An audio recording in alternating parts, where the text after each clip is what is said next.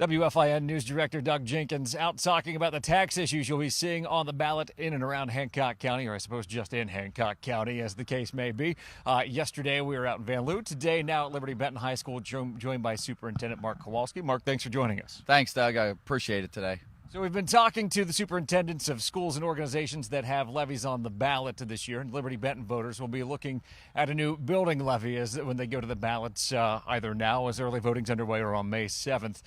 Mark, this is a little bit different, asking for new money and looking to build a new school. Let's talk about the current situation with the K-8 building just down the street on State Route 12.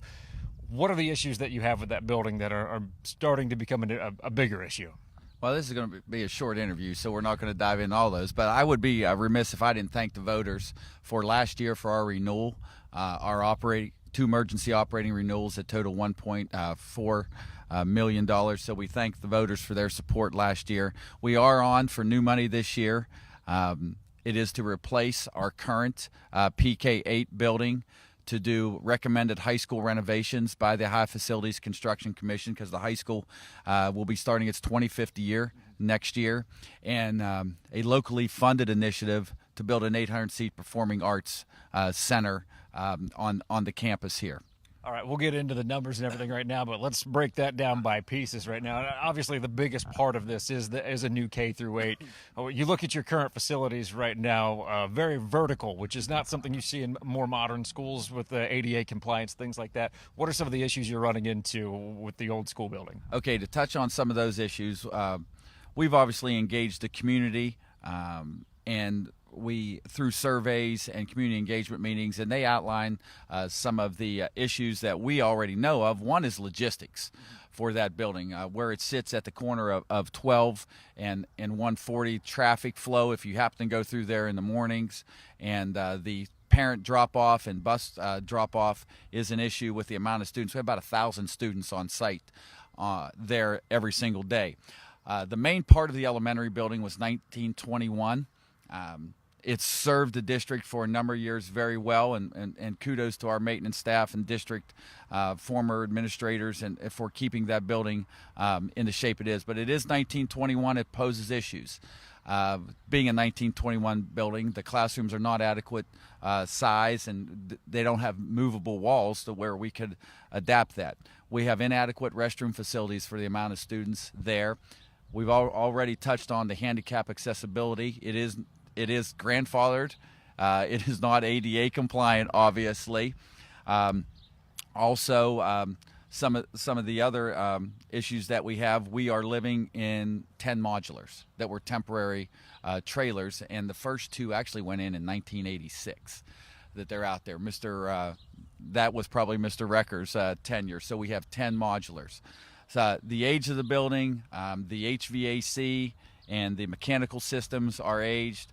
And right now, it's just old. It's done a great job. It is, like I said, the bulk of that building is 1921, and it's been added on 2 or 3 times. So we have several issues. We know, and also logistically, we know the west side of Findlay has been growing very rapidly in terms of housing and development in that area. When you look at the enrollment of the school district, what are you looking at in terms of challenges with the building as it currently stands? Well, right now we have no empty rooms. We're utilizing every closet, every nook and cranny that we can, as far as that might be for intervention spaces, some of our small group instruction that we like to do with our younger kids. So we have outgrown that facility. Our district enrollment is growing. Our district is growing with the amount of new construction in our district. As you mentioned, the west side of Findlay is growing. And with projected new developments in our district also. But we still want to maintain a comfortable class size, and a class size where we can deliver the type of instruction that our community expects from the Liberty Benton School District. Taking a look at some of the other aspects of this levy, when you talk about renovations at the high school, I've read the comment sections, I've read the questions that people have about that. We're not talking about giving a facelift to the hallways. What are the issues that you're running into at the high school at this point? So I would say, I would liken it to if you went to your basement furnace room and changed a water heater or a furnace, or any type of mechanical system, things that you really can't see. The building facade would not change in any way. We do have some flat roofs on this building. The majority is metal roofs, but all the flat roofs are past their warranty. We do have, the building is leaking. We have mechanical systems that have already outlived their lifespan that we've had to replace some this year also. And then a lot of the outside areas, the concrete, the asphalt is, and because of handicap accessibility, it needs replaced also. It's about $4.3 million of high school renovations. But as far as changing the building envelope or moving wall, nothing along those lines. It's mechanical systems. It's things that have outlived their life cycle in the building, like roofs also. And as you mentioned, also looking to build an 800-seat auditorium with this. That's one that people have asked questions. What is the need for that? Well, when we engaged our community through the surveys and also through the community meetings, we had a list of locally funded initiatives that would be 100% on the district dime, so to speak, district taxpayers' dime. So we outlined a list of those, and the number one that came back was a performance auditorium. We have 400 students in our choir program right now, 7 through 12. It's growing by leaps and bounds, and we appreciate our vocal music department.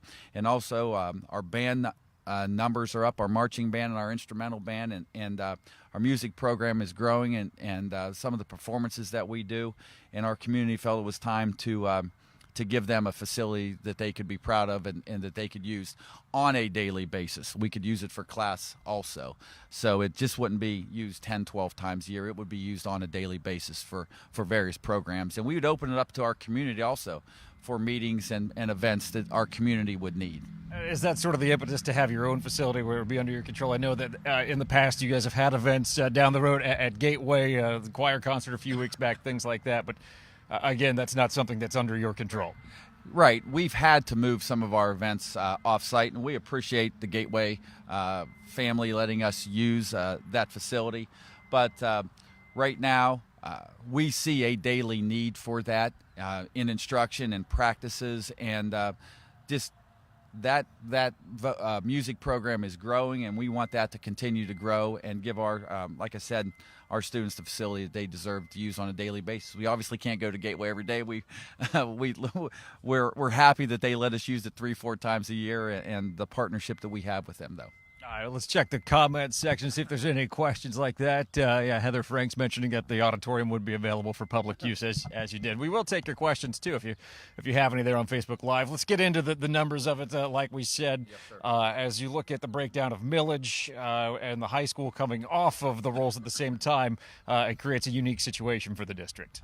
Yeah, the high school, again, will be 25 years old next year. It is retiring the millage on the high school.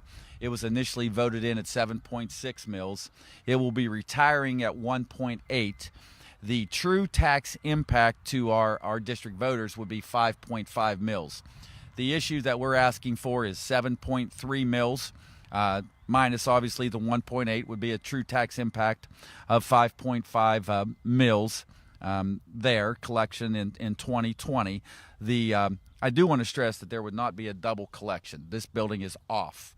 What comes off in the July payment, so there wouldn't be a double collection. So the true tax impact's 5.5. The state is kicking in 57% of the project, minus the auditorium. The 800-seat auditorium is totally funded. That's ballparked at $3.5 million, and then we're responsible for the 43% of the project.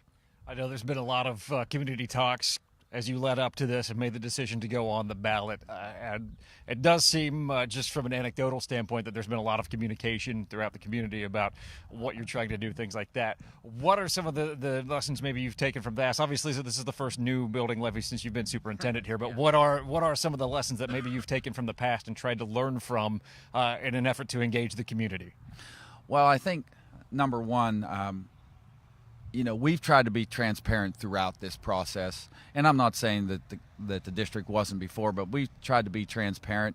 Last year, when we were asking for the renewals, we had a plan in place, and this was our first step to secure operating money.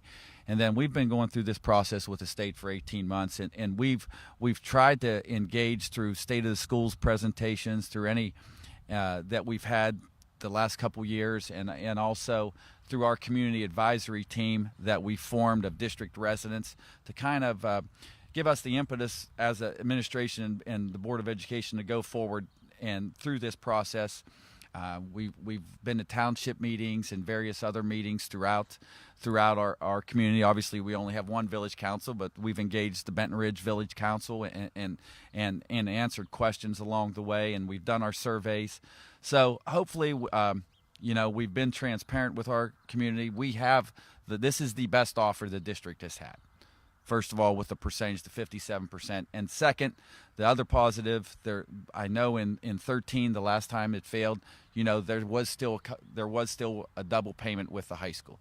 That is coming off. This is the best chance that we've had. We do not see the pendulum switching any more towards state aid in the future. So we feel the time is now. All right, let's take a look at some of the comments coming up here.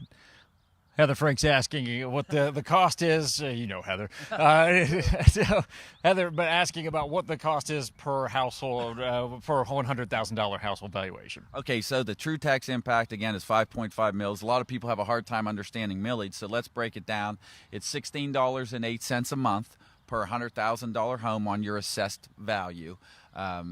So the assessed value is 35% of the value of your home. So it's $16.08 a month. So, roughly rounded up to a $300,000 home, you're looking at $48.24 a month. So that's the impact, financial impact. When you take a look in terms of how you wanted to go about funding this, a lot of times when you go strictly property tax, that does become an issue in the agriculture community. What made property tax versus some sort of split with an income tax or solely an income tax the way to go? Okay, great question. And in going through this process, we looked at past voter history here. The district had lost a initiative in 2008 by 12 votes, and it was a property tax only. The district had a property and income tax on the ballot in 2013. It was not close. So we took that under advisement. We also listened to the community advisory team. Sometimes issues with property and income can be confusing on the collections. It is a lower interest rate to the district if you use a property tax because those are guaranteed collections, whereas an income tax is not a guaranteed collection. So those were some of the factors, and also actually voter history across the state that the property taxes issues tend to be more supportive. All right, so early voting going on now, the election coming up on May 7th. Right. If people between now and then want more information about the levy, if they have other questions that they want to ask, where are some resources that they can find? Well, obviously, we have the Vote for LB website. Right now, Vote for LB, and also they could email superintendent@libertybenton.org. Call the board office, which is 419-422-8526. We have social media pages out there, and right now we've been taking questions throughout our website, the Liberty Benton Funding Committee's website, voteforlb.com. All right, Mark Kowalski, thank you for joining us today. I greatly appreciate it, as always, sir. All right, we will wrap up our sort of tour of tax issues that you'll see in Hancock County tomorrow. I'll be in Arcadia talking about their renewal levy, and that'll be coming your way right around 10 o'clock tomorrow, so be sure to tune in for that. Later today, I believe on our Facebook Live, we'll have Finley's Arbor Day celebration. Alex Parker will have coverage from that. Thank you for joining us on the WFIN Facebook page.